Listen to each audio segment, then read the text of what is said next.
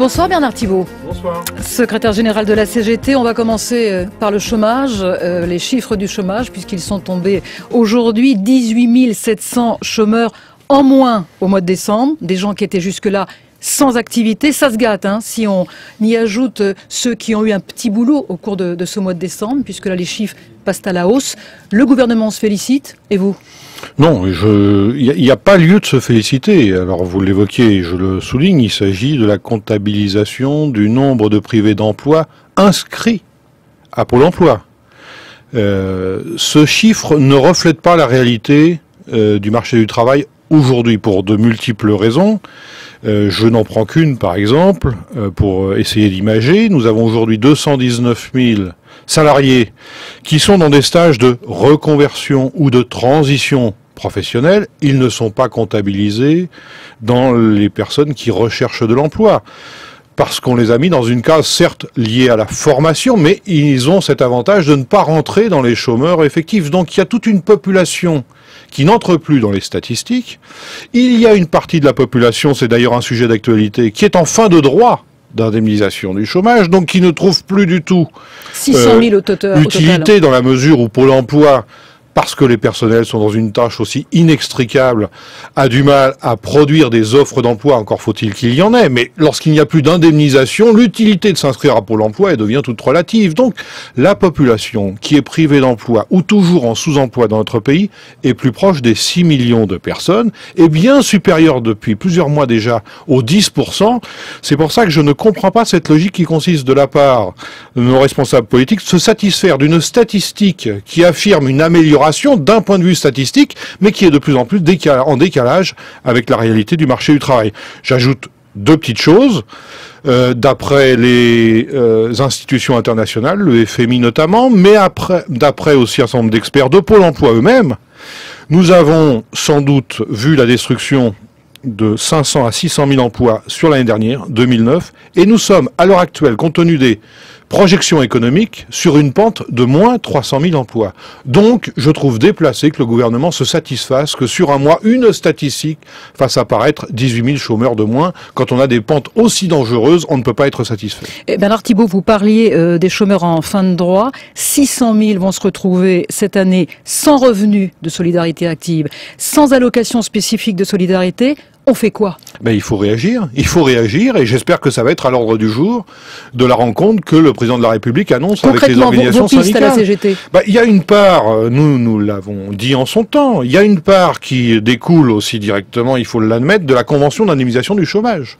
Si la CGT a refusé en son temps de signer cette convention d'indemnisation du chômage, nous l'avions dit, c'était parce que au total, certes, cette nouvelle convention permettait l'entrée dans leur système d'indemnisation de nouvelles catégories de salariés, ceux qui n'avaient pas travaillé très longtemps, certes, mais au désavantage d'une autre partie des salariés qui, eux, avaient des droits antérieurement, et ces droits ont été raccourcis. On les retrouve aujourd'hui comme étant des salariés en fin de droit. Donc ça fait une population a priori démunie. Et lorsqu'on y ajoute les limites des procédures et des moyens de solidarité qui dépendent des budgets nationaux, et ben voilà, on arrive avec une situation explosive. Vous voulez qu'on prolonge l'indemnisation de ces chômeurs en fin de droit ? Notamment parce qu'on ne peut tout de même pas considérer que les entreprises n'ont aucune responsabilité dans la situation du chômage. Les entreprises ne peuvent pas à la fois engranger de l'argent lorsqu'il y a des profits et ne pas assumer une part de responsabilité dans la solidarité nationale lorsque ça se produit, notamment dans cette période-là. Voilà, on prolonge même si ça risque de fragiliser les comptes de l'assurance chômage. Oui, mais là, ça pose toute la question de savoir comment on finance le système d'indemnisation pour les privés d'emploi, parce que un des slogans de l'année dernière, qui n'était pas qu'un slogan, qui était aussi une vérité qui se confirme, les salariés dénonçaient le fait de ne pas être les responsables de la crise, mais surtout d'en être les victimes. C'est ce qui se produit aussi en 2010. C'est ce qui s'aggrave en 2010. Et lorsque j'entends dire qu'on serait sur la pente d'une sortie de crise, non, ça ne correspond absolument pas à la réalité. En tout cas, ni au vécu, ni aux expériences dans les localités et au constat des faits simplement. Les fermetures d'entreprises continuent à un rythme variable d'une région à l'autre. Il y a toujours une alerte très forte dans le secteur industriel. Un autre exemple, si on ne réagit pas au plan social, nous avons 40% des salariés qui travaillent dans le secteur de l'industrie qui sont en retraite dans les 5 ans. S'il n'y a pas de plan drastique pour former pour ouvrir des postes de recrutement dans le secteur industriel, il ne faudra pas s'étonner que nos activités industrielles disparaissent comme enchantement. Donc il y a vraiment une part de responsabilité à faire reconnaître de la part des employeurs. Bernard Thibault, le chômage, priorité pour les syndicats.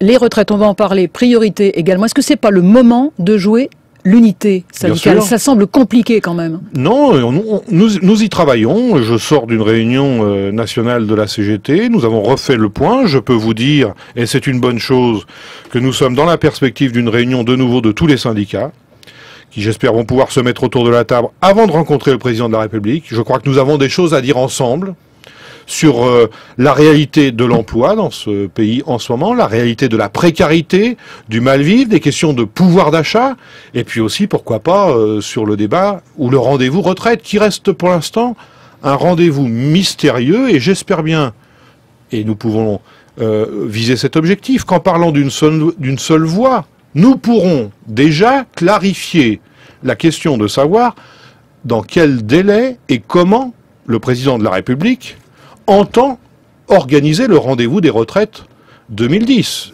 Il le confirme, il a dévoilé ce qu'étaient ses sentiments a priori, mais pour l'instant, il n'est pas question de discussion sérieuse. Or, quelque chose nous dit qu'on pourrait nous refaire le mauvais coup de l'été.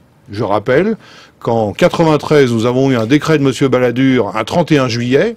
Voilà, quand les Français sont en vacances. Nous avons eu un Parlement qui a délibéré en juillet, malgré beaucoup de mobilisation, durant tout le printemps de 2003.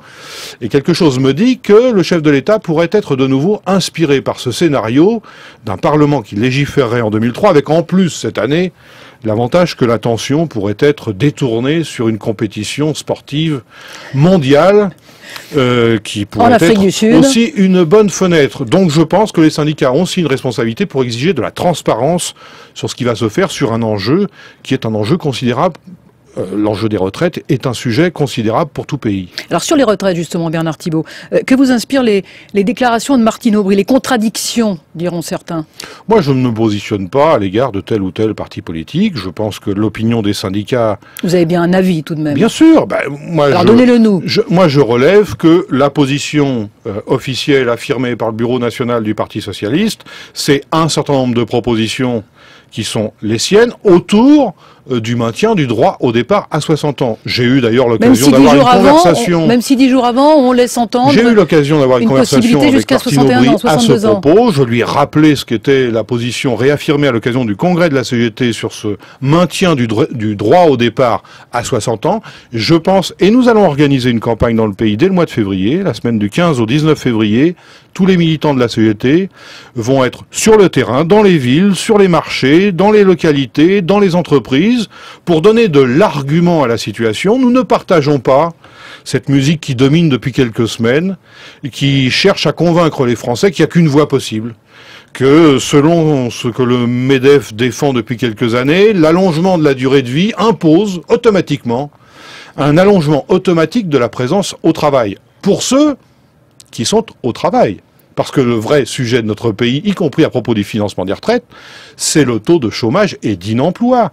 Comment prétendre contraindre les salariés qui ont un emploi à devoir travailler de plus en plus tardivement, alors que leurs enfants ou leurs petits-enfants, voire leurs voisins plus âgés, restent au chômage? Là, il y a un débat... Mais si on n'allonge pas, on finance comment, Bernard Thibault? La question du financement, acceptons de l'aborder comme elle doit l'être. C'est-à-dire En 1959, c'est pas parce que c'est ma date de naissance que je prends cette date, mais j'ai les statistiques en ma possession. Notre pays consacrait l'équivalent de 5% du produit intérieur brut, des richesses produites par notre pays, pour subvenir aux besoins des retraités. En 1959, le nombre de retraités ne nécessitait pas de réunir plus de 5% des richesses produites. En 80, nous sommes passés, compte tenu de l'évolution démographique de la population, déjà à l'époque, à 13% des richesses produites par notre pays consacrées aux retraités. Il n'est donc pas aberrant, dans un pays qui constate une courbe démographique qui fait que d'ici quelques années, 30% de la population aura plus de 60 ans, qui est donc une part de richesse créée par le pays plus importante qui soit réunie pour subvenir à leurs besoins. C'est un choix politique. C'est un choix politique. Mais la répartition, le choix de cette nouvelle répartition des richesses créées ne peut pas se résumer à demander aux salariés entre eux et entre eux seuls de trouver les solutions financières. Merci beaucoup. Merci. Bernard Thibault, secrétaire général de la CGT, invité de France Info ce soir.